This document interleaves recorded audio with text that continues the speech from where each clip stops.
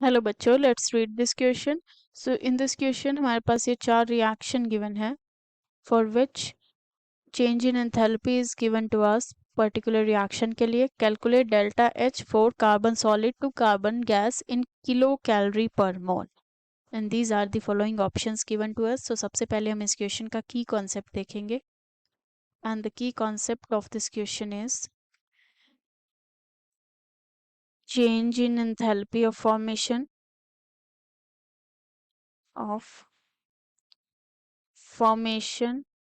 for reaction. Now let us see हम enthalpy of formation जो है वो किस तरह से फाइंड आउट करते हैं, और वी कैन से जो चेंज इन एंथैल्पी है वो हम किस तरह से फाइंड आउट करते हैं। हेयर जो हमने डेल्टा एच रिप्रेजेंट किया है, इट रिप्रेजेंट और F, this shows the enthalpy of change of enthalpy of formation, and it is always equal to the sum of the enthalpy of the product minus sum of the enthalpy of the reactants.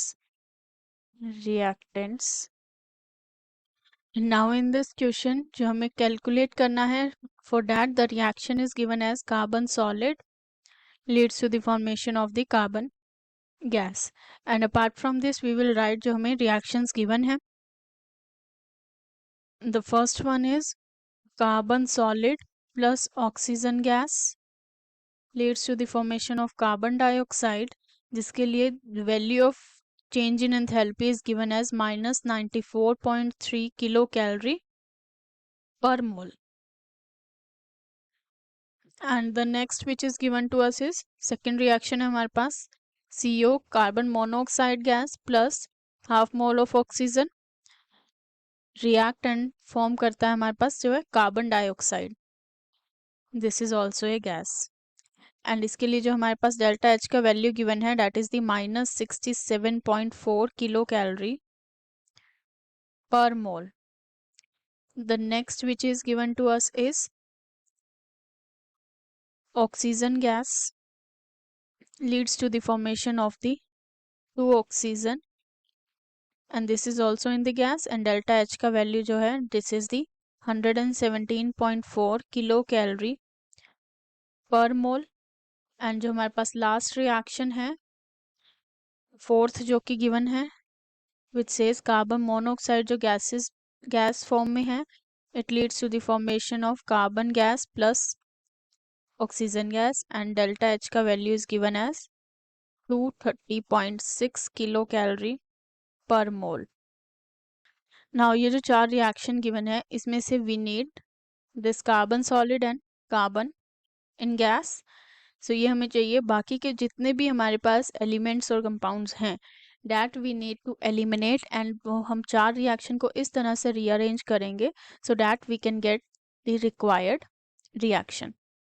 So जो हमारे पास first reaction and fourth reaction है उसमें हमारे पास reactant and product है जो कि हमें रिक्वायर्ड है, and we will keep it same. और जो हमारे पास सेकेंड रिएक्शन गिवन है for this reaction and the third reaction, सबसे पहले हम थर्ड रिएक्शन को रिवर्स कर लेंगे और सेकेंड रिएक्शन को भी रिवर्स कर लेंगे.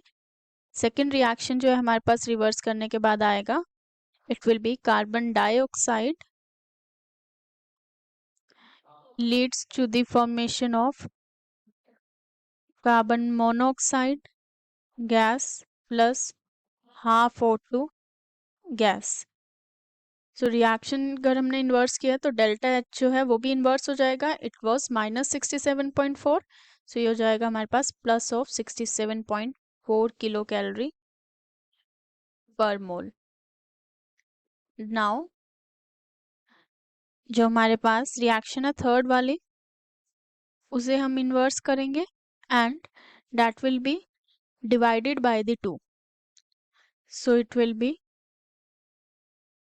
2 ऑक्सीजन गैस था, अगर हम 2 से डिवाइड कर देंगे तो ये कैंसिल हो जाएगा, and it will leads to the formation of the 1/2 oxygen gas.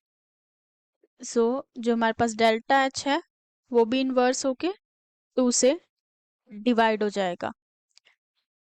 So minus of 117.4 divided by 2 करेंगे, then we will get it as minus 58.7 kilo calorie पर मोल.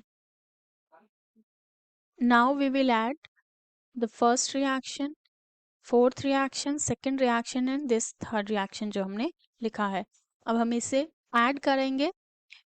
सो जब हम सभी इक्वेशंस को ऐड करेंगे then we will get carbon solid है हमारे पास, oxygen gas plus carbon monoxide gas plus carbon dioxide gas plus oxygen gas. So ये हमारे पास रिएक्टेंट्स हो गए.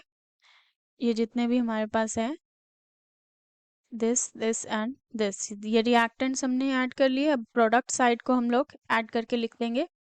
सो here we will get the required जो हमारे पास है carbon dioxide gas, carbon in gas form plus oxygen in gas form plus carbon monoxide gas plus half of oxygen gas plus half of oxygen gas. So ये combine होके क्या हो जाएगा, half plus half 1. So here we can write it as oxygen gas.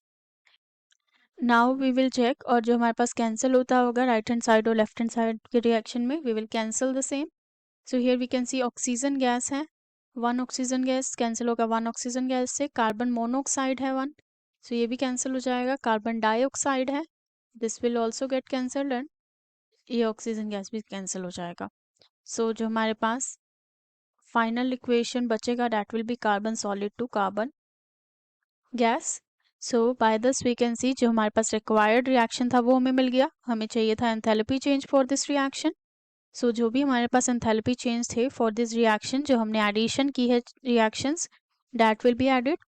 So here we can write minus of 94.3 and these all are in kilo calorie पर mole. सो हम इसे addition और minus कर सकते हैं. एंड एडिशन 230.6 किलो कैलोरी पर मोल, addition में 67.4 kilo calorie पर मोल एंड प्लस ये हमारे पास माइनस का है 58.7 किलो कैलोरी पर मोल. सो ये जो हमारे पास थे दिस वन दिस, ये हमने एडिशन कर दिया है. नाउ 230.6 और 67.4 को जब हम ऐड करेंगे then we will get it as 298 and यहाँ पे माइनस 94.3 है, माइनस 58.7 है. सो माइनस माइनस ऐड हो जाएगा एंड साइन जो रहेगा हमारे पास that will be of the negative. So we will get it 153. 298 में से 153 माइनस होगा, so it will be 145 and this will remain in the kilo calorie पर मोल.